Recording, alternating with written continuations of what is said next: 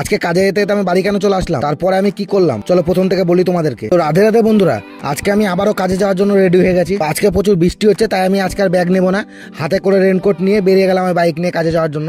তারপরে অনেকটা রাস্তা যাওয়ার পর আমার কাছে কাজের জায়গা থেকে ফোন আসলো যে আজকে প্রচুর বৃষ্টি হচ্ছে, তার জন্য আজকে কোনো কাজ হবে না। আজকে আমি কিসের ব্লগ বানাবো সেটা ভেবে মন খারাপ করে আমি আবার বাড়ি চলে এলাম। তো আমি বাড়ি যখন চলে এলাম রেডি হয়ে গেলাম আমি মাছ বাজার যাওয়ার জন্য। আর এই যে দেখতে পাচ্ছ নিমতিতা মাছ বাজার, তো আজকে মাছের থেকে লোকই বেশি আছে বাজারে দেখতে পাওয়া যাচ্ছে। আর এই কাকাটা আজকে অনেক বড় একটা বাঘার মাছ কেটেছে, তো আমি বাঘার মাছ খাই না তাই আমি নিলাম না, চলে এলাম ওখান থেকে। তো আমি এই দাদার কাছে দেখলাম জ্যান্ত পোনা মাছ আছে, তাই আমি এই দাদার কাছ থেকে পোনা মাছ নিয়ে নিলাম। আর দাদাকে মাছটা কাটতে বলে আমি অন্য জায়গায় চলে গেলাম মাছ দেখতে। তারপরে এই দাদার কাছে চিংড়ি মাছ দেখতে পেয়ে দাদার কাছ থেকে 150 গ্রাম মতো চিংড়ি মাছ নিয়ে নিলাম আমি আরও। তারপরে 2 রকম মাছ একটা প্যাকেটে ভরে নিয়ে বেরিয়ে গেলাম আমি বাজার থেকে। তারপর আমার মাছ নেওয়া হয়ে গেছে, এবার কিছু বাজার কিনে আমি বাড়ি চলে আসবো। তো আজকে যখন বাড়িতে আছি আমি অনেকদিন থেকে ভাবছিলাম যে এইচসিসি প্ল্যান্টে যে কাজের কথা বলতে যাবো, তার জন্য আমি আর সুভাষ বেরিয়ে গেছি এইচসিসি প্ল্যান্টে যাওয়ার জন্য। তো এর মধ্যে আমরা চলে এলাম চাঁদের মোড় টোল গেট পার হচ্ছে এখন।